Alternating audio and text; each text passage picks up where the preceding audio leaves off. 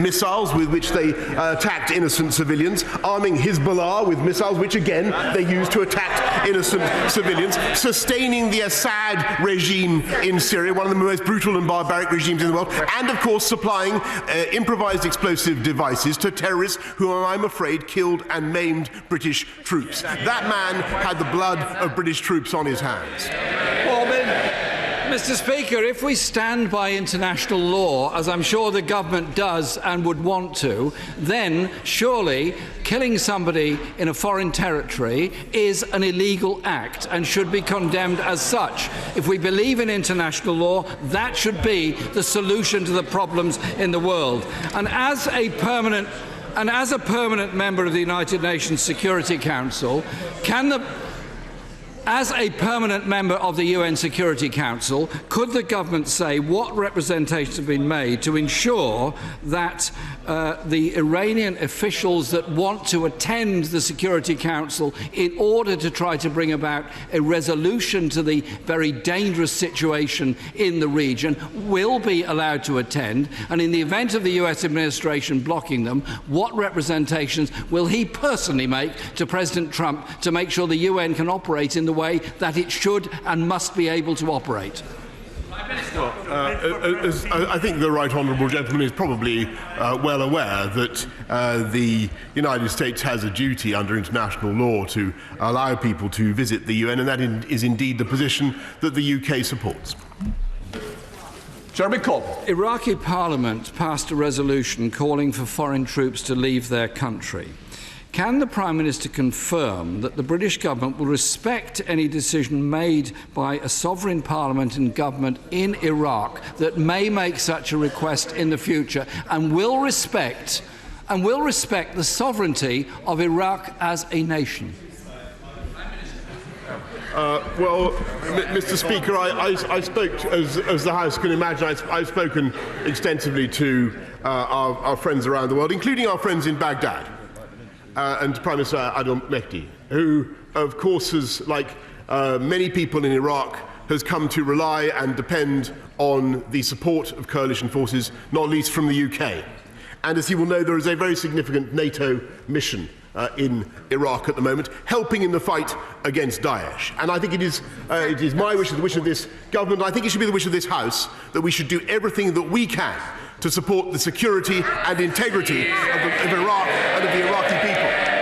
Jeremy Corbyn. My question was if the government would respect the sovereignty of Iraq, its parliament and its government, and the Prime Minister did not answer that question. The United States' actions have undoubtedly escalated the risk of a dangerous conflict and in an already destabilised region, putting civilians, UK troops and nationals at risk and leaving the Iran nuclear deal in danger of being dead in the water. This government's response is not putting the interests of this country first, but instead seems more interested in prioritising the Prime Minister's relationship with President Trump over the security of the region and of this country. Isn't the truth, Mr. Speaker, that this Prime Minister is unable to stand up to President Trump because he's hitched his wagon to a trade deal with the United States, and that prioritises everything else that he ought to be considering? Well, Mr. Speaker, I was kind of waiting for the little green men thing to come out at the end about the trade deal.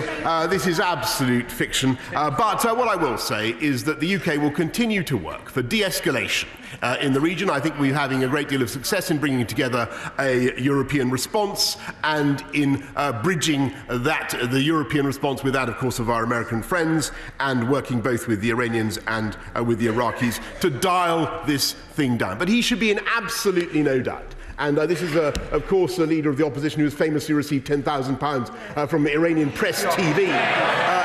He should be in absolutely no doubt that we are determined to guarantee with everything that we can the safety and security of the people of Iraq, whereas he, of course, would disband NATO. And it is this government that will continue to stick up stick up for the people across the Middle East who have suffered at the hands of Qasem Soleimani and the Iranian Revolutionary Guard Quds Force that he has led and whose terrorism he has promoted. And I'm very surprised at the end of these exchanges that he has yet to condemn the activities of Qasem Soleimani and the Revolutionary Guard.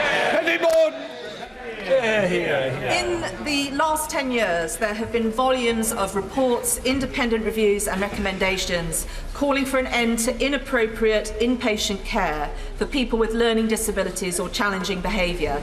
In the wake of the Winterbourne Views scandal alone, there were 7 such reports.